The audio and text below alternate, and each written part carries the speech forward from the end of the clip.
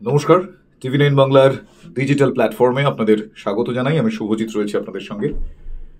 এই ভিডিওটা করছি যে বিষয় নিয়ে, সে বিষয়টা হলো সাম্প্রতিকতম লোকসভা নির্বাচন 2024, তার ফল প্রকাশ। শুধু পশ্চিমবঙ্গের 42টা আসনের দিকেও যদি তাকাই, তাহলে এক্ষেত্রেও বামেদের ভাড়ারে একটাও কেন্দ্র সিট জুটল না। বামেরা শূন্য। কেন শূন্য, কি বিষয়, কেন তারা মানুষের মনে নতুন করে দাগ কাটতে পারলেন না, কেন এত দুর্নীতি, এত অভিযোগ, এত হেভিওয়েটদের, শাসক দলের হেভিওয়েটদের জেলে যাওয়া ইত্যাদি প্রভৃতি কেন খুব একটা মানুষের মনে প্রভাব ফেললেও কেন মানুষ তাদেরকে বিকল্প হিসেবে ভাবলেন না, এ প্রশ্নের উত্তর সময়ের সঙ্গে সঙ্গে আসবে। কিন্তু যে বিষয়গুলো খুব চোখে লাগে, যে বিষয়গুলো আলোচনার টেবিলে চলে এসেছে, তা হলো বামেদের হেরে যাওয়ার পর স্বঘোষিত বামপন্থীরা অনেকেই, যারা নিজেদেরকে বামপন্থী বলে ঘোষণা করছেন সোশ্যাল মিডিয়াতে, বা তাদের আলাপ আলোচনাও হয়তো করছেন সোশ্যাল মিডিয়ার দৌলতে, এখন জানতে পারা যায়, তারা বারবার তৃণমূল কংগ্রেসের 42টা আসনের মধ্যে 29টা আসন পাওয়াকে যদি কোট আনকোট জয় জয়কার বলি, তাহলে সেক্ষেত্রে তারা এইটা বলতে বা লিখতে দ্বিধা করছেন না যে শিক্ষার থেকে ভিক্ষার জয়। এই ভিক্ষা বলে তারা কোন বিষয়টাকে ইঙ্গিত করতে চাইছেন? লক্ষ্মীর ভাণ্ডার। তারা বলতে চাইছেন যে লক্ষ্মীর ভাণ্ডার, এই যে মহিলাদের জন্য মাসিক এই ভাতা, সেইটাকে তারা ভিক্ষা, কোট আনকোট ভিক্ষা বলছেন। এখানটাই একটু খটকা লাগছে, এখানটাই অনেকের একটু অসুবিধা হচ্ছে, এখানটাই মানবিকতার জায়গা থেকেও একটু অসুবিধা হচ্ছে। তার কারণ, কেন ভিক্ষা বলছেন তারা?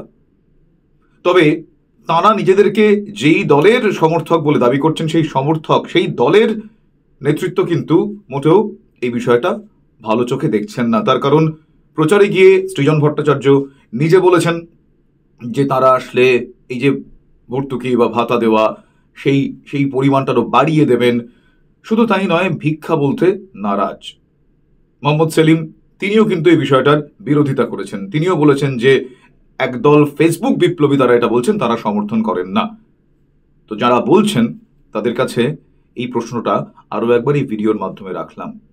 যদি সরকার তার রাজ্যের বা তার কেন্দ্রের, তার পরিবর্তের মধ্যে থাকা মহিলাদের সাহায্যার্থে এই প্রকল্পের, এই জনমুখী প্রকল্পের সাহায্য নেন বা মহিলাদের মাসিক এই ভাতা প্রদানের ব্যবস্থা করে দেন, সেই টাকাটা নিয়ে মহিলাদের, দরিদ্রসীমার নিচে বসবাসকারী মহিলাদের বিশেষ করে, তাদের যদি কিছুটা সুবিধা হয়, তাহলে সেটাকে কি ভিক্ষা বলে ডাকা যায়?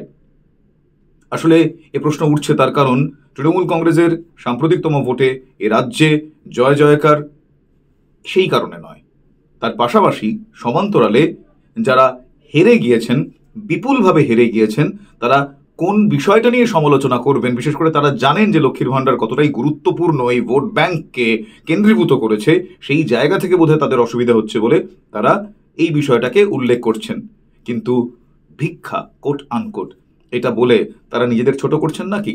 এই প্রশ্নটা আরও একবার তুললাম। তার কারণ, একটা ভোট, একটা নির্বাচন, ভোটের ফলাফল আমাদের অনেক কিছু শেখায়, অনেক কিছু বোঝায়, অনেক পরিস্থিতির আরও অনেক কাছে নিয়ে যায়।